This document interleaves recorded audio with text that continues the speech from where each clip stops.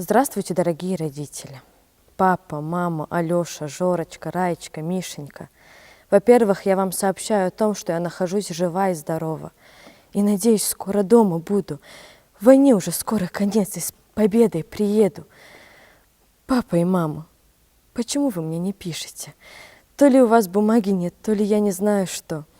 Бумагу я вам вышлю с этим письмом и детям по одной открыточке. Другого не могу выслать. Напишите, если вы нуждаетесь в сахаре, то я вышлю.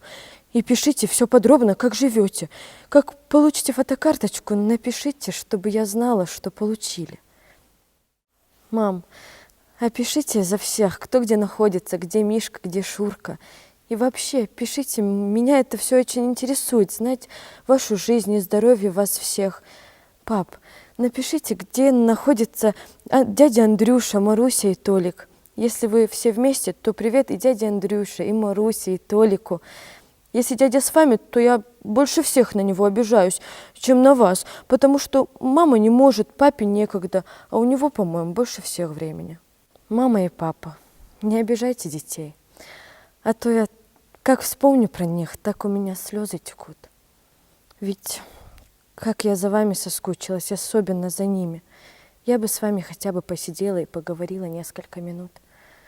Ведь уже 2,5 года я вас не видела. Я хотя бы вам свои фото послала. Вы посмотрите на меня. Вы мне тоже пришлите фото с вами со всех. А как получу письмо от вас, вышлю еще одно фото.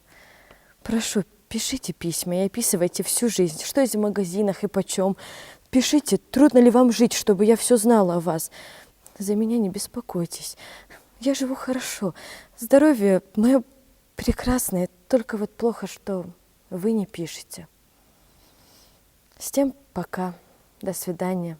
Остаюсь ваша дочь Екатерина Ивановна. Всех вас очень-очень крепко-крепко, нещетно раз целую. Привет Ворониным, Фоменко, Анохиным и Куликовым.